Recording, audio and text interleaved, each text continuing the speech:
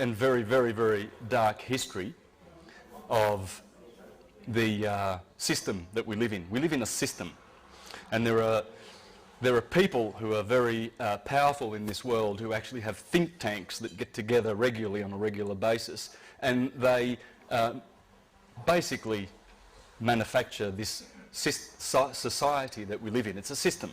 And this, what we live in, with all the stuff that you see, wars, famines, corruption, that's basically the end result of these think tanks that get together and produce this society that we live in. All right, so we look around us and we know that there's something wrong. Because your neighbour next door is a nice person, your family are nice, people you work with are nice. People want to have a nice society where we can live in peace and just live and be free of wars.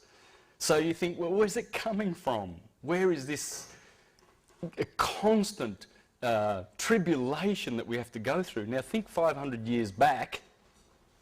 If you think we haven't got it so bad, well, these days, 500 years ago, the Catholic Church, this is a depiction of some of the chambers of torture in the Inquisition. Now, you guys could easily be classed heretics and you could have been led to the Inquisition. So, you just think back to those days, the Inquisition and the Crusades and all the Dark Ages, and how much our brothers suffered, mankind suffered. And we see now that we know things are really gone pear-shaped. What's the origin of it? Well, I'm going to expose it. Expose it with a little bit of history. The Catholic Church, the Roman cult, has been very, very, very busy in the last couple of thousand years. Starting with the Julian dynasty, then the Flavian dynasty, then the Antons, the Antonys. We had the empire. Rome was a republic, became an empire. Just like that, overnight. They killed Julius Caesar, bang, Augustus. It's an empire.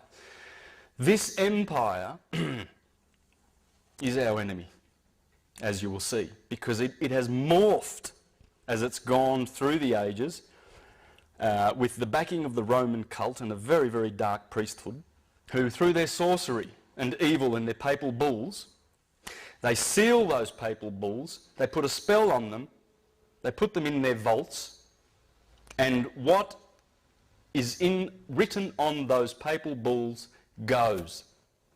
Why? Well, because they're sorcerers. And because when you make a claim of right, which in law means, hey, these are mine, I'm claiming them. Well, I've got the highest claim of right because they're in my hands. I brought them here. The evidence is there. So they're mine. What the Catholic Church did in 1302, very, very, very, very, very powerful date in history. Pope Boniface VIII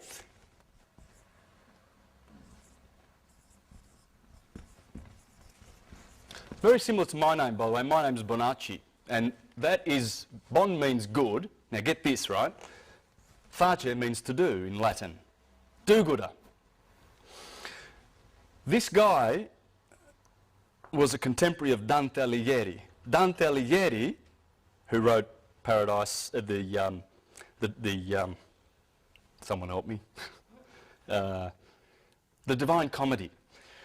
He condemned this guy to the bottommost parts of hell for how wicked Pope Boniface is, and you're going to see. This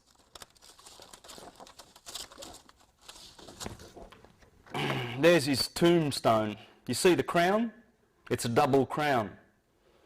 Put that on because King Philip in France had a crown, and Prince Philip was a nasty, nasty guy. He's the one who in 1307, get these dates, they destroyed the Knights Templar. They had to, because they were rivals. And they were doing things the right way, the original Knights Templar. That's when Philip and Clement, the Pope, after Boniface, they had Jacques de Molay in prison for 7 years. They smashed every bone in his body. They blinded him with hot irons, roasted his testicles in oil. They did everything to that man with their little devices. This is the sort of devices that the Roman cult has used for a long, long time, and they're still using them in a spiritual sense in the courts. And I'm going to show you this. The courts are run by these people. Everything that happens in court is ecclesiastical. Everything. I know a few of you know this, so it's not a surprise, but some of you may not. But what I'm teaching tonight, I only got an inkling of three years ago. But the stuff from these websites, you might want to put these down. These are all linked to my website, universaltruthschool.com. So if you've got a pen, you might want to write this down. I'm leaving this up for a bit. But most of the information that I'm telling you, you can source here. And it's Frank O'Collins in Sydney runs these. And he's going to, he's basically the information comes from here, so you can source that here. Now back to Boniface, our little friend. So he put that second crown on his head to do one up on Prince Philip. So they got together, the Vatican and Prince Philip, and they destroyed the Knights Templar. But here, what happened in this year was this guy, Pope Boniface VIII, in 1302 created the first express trust in history. What's a trust? Well, the Crusaders were going off to Jerusalem, leaving their homes, their palaces and their riches behind. So they developed an idea. They would say to their most trusted friend, I want to hand over my estate to you in trust, and I'm off to Jerusalem, I'm fighting for Christ. That's what the Crusades are all about, isn't it? That's another story. Anyway, so when I come back, you're my best friend, you're the best person to give my property to in trust, so he becomes the trustee, the owner of the property. What would happen was some of these knights would come back, and the guy their best friend that they left these treasures with got used to the treasures and decided that they would keep them. And guess what? The courts would not support the knights because the trustee had the right to keep the property. That's how the trust started. It worked. They worked for most people, but for some of them, they didn't get their property back. What happened was this guy and the Catholic Church, always desiring to control with their inquisitions, decided that they would create the first express trust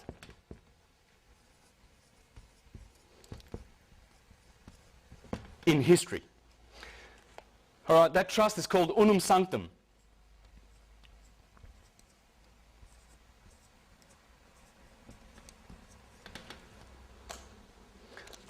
What does the papal bull say that they created to stick in their vault and put their spell on that has cursed us so much, this Unum Sanctum? It says that all the world and all the souls in it are ours. Remember the right of claim? This is mine. Well, a claim of right. They made a claim of right. They rocked up, sitting on top of the world, look around, seeing all these people sleeping, got all these gold in their vaults and all this power, and they said, We own the world.